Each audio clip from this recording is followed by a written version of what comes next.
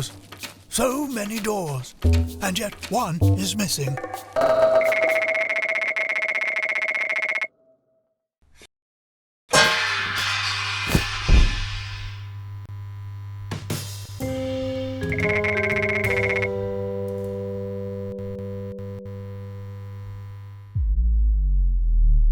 Doors have been wreaking havoc in video games for a long time.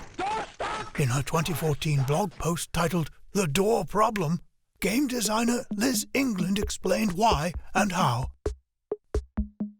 Game developer Stefan Hovelbrinks recently vented his discontent too.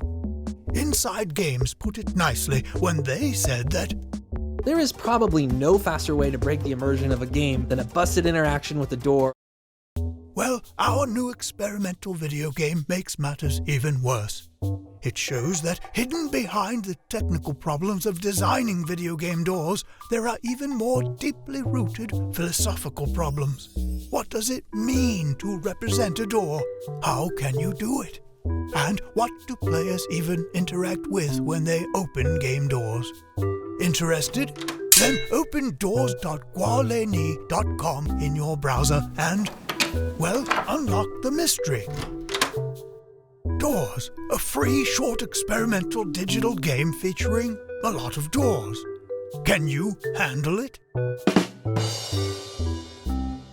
Okay, I'll see myself out. Doors.gualeni.com. Doors continue to be a headache.